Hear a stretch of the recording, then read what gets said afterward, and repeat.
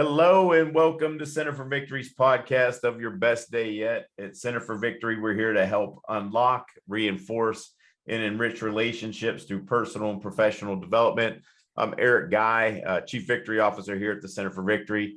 Here with me again today is the lovely, who I refer to as Sunshine, Lorianne Poutier. If you listen to the first one we just did on values, this is kind of piggybacking off of that. Really looking into helping people understand what to say yes to, what to say no to. We're really looking for room for that bigger yes. But before we get into that, Lorianne, real quickly, introduce yourself, what you've been up to, what you're doing, what you'll be doing in the future real quick, so the folks that didn't hear your first podcast will know, please.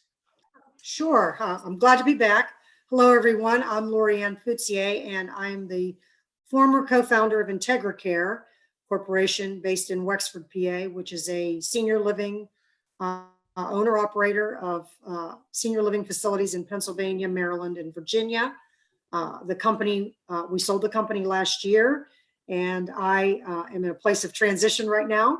My background is one of really making a difference in the lives of people, particularly team members of companies. That's what motivated me in my own organization.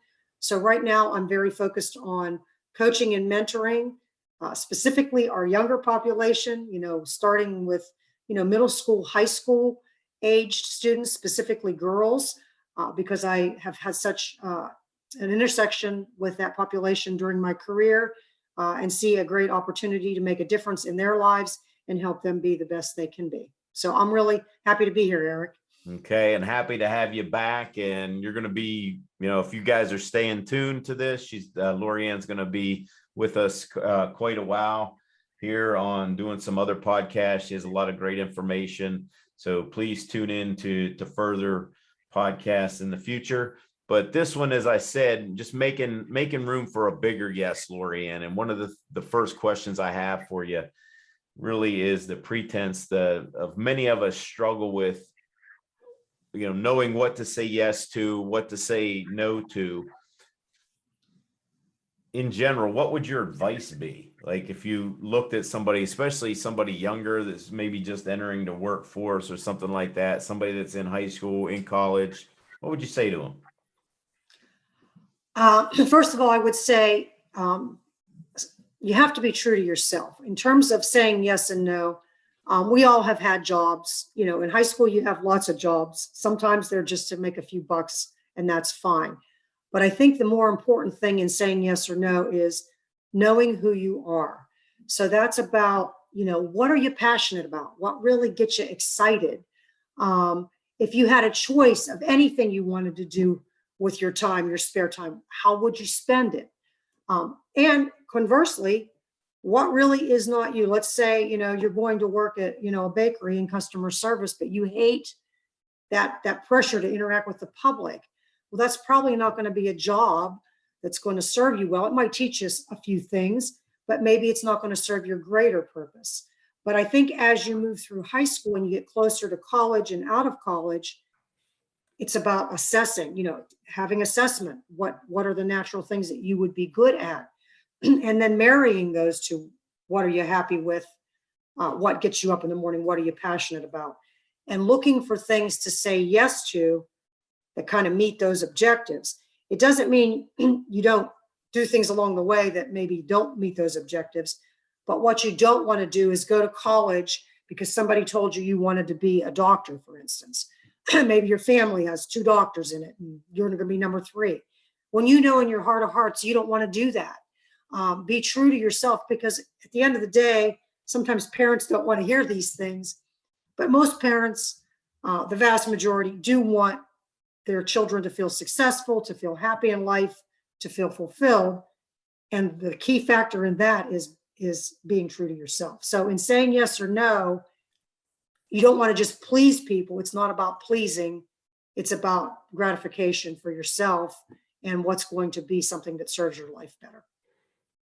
And so with that, how does one know what path to actually take in life? I mean, you hinted a little bit on some things there, but what are some other things that one would know about, this is the way I should go, this is the way I should not go? I do believe in terms of deciding, some part of it is what we decide is based on what we're exposed to. So who we see. So I think looking for those opportunities, volunteerism is a really big deal, especially in high school, saying yes or no. You get to see different styles of leaders. Sometimes you can see different styles of businesses.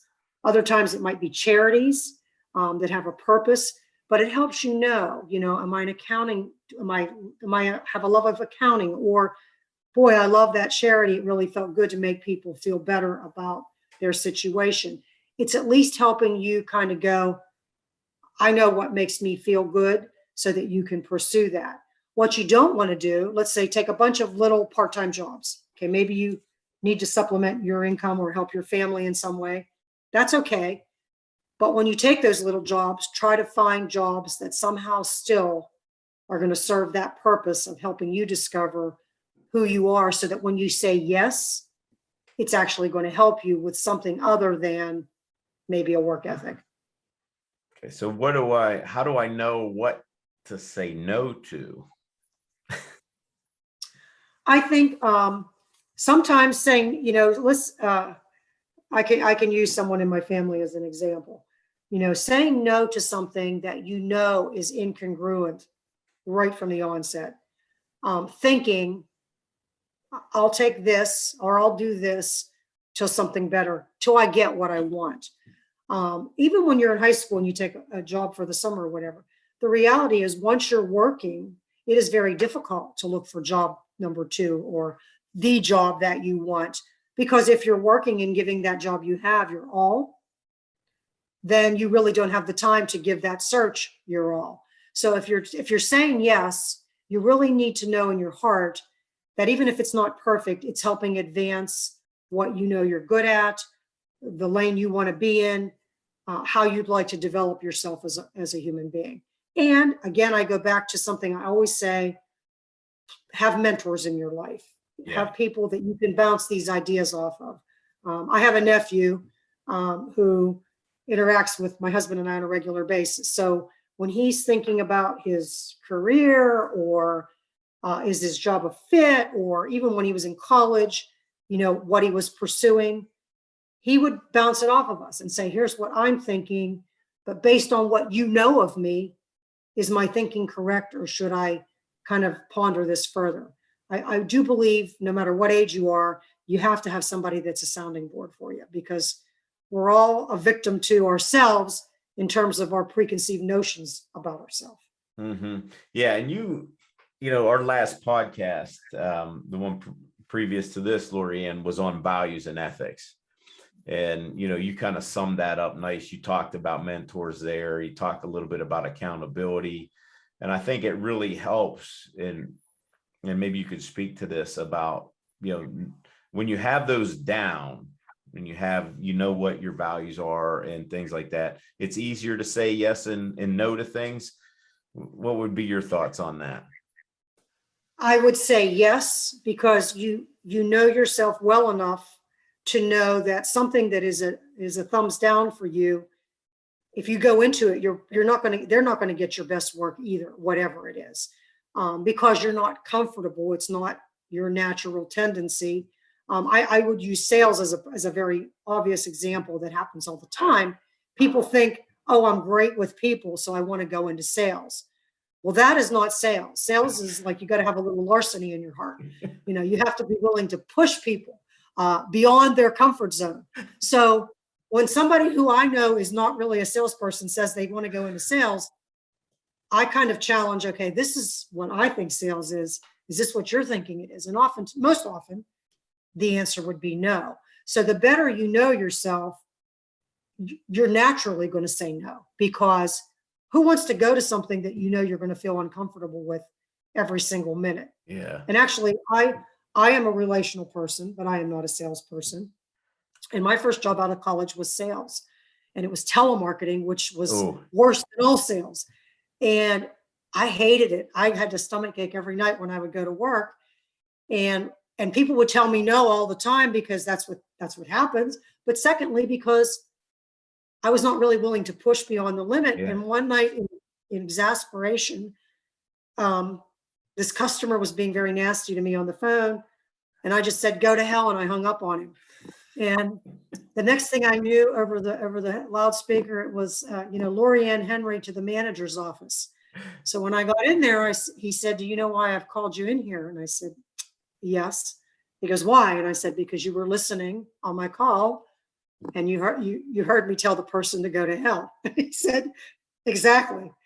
And if that's the way you feel about this job, then you need to find another one. And I stayed with it and I finished the program, but I immediately started looking. And that was like an epiphany about myself. So, I'm not going to look for another job like that. I'm not going to take one out of desperation because I know I'm going to be miserable. Yeah. So a lot of people right now, especially through COVID, hopefully coming out of COVID, are really trying to switch gears, switch course, right? Saying yes to things, saying no to things, what's important, what's not important. A lot of people had that kind of epiphany as we had time to reflect during COVID. What advice would you have for that kind of person? I still would stick to the same advice regarding transitions in careers, which is, even though it's an opportunity, maybe like, for instance, if you're in an ill-fitting job, then if you're going to make that change, take the time to understand yourself. Again, this requires documenting, writing down, being intentional, what gets you happy, what gets you juiced up every day, what things do you dislike, what type of career to you seems exciting versus boring.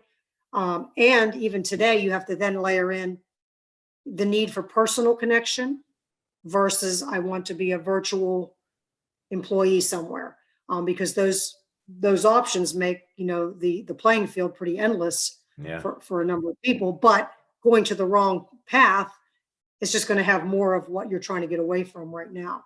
So, and aside from that, I still am a big believer in assessment.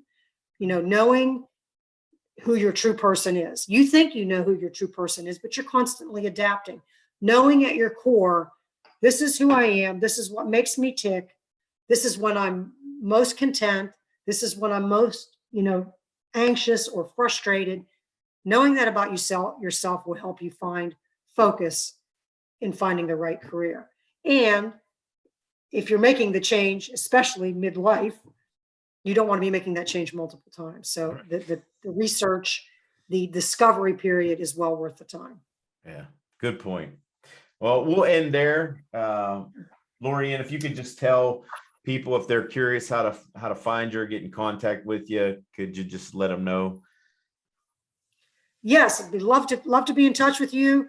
My email address is L Putzier, Putzier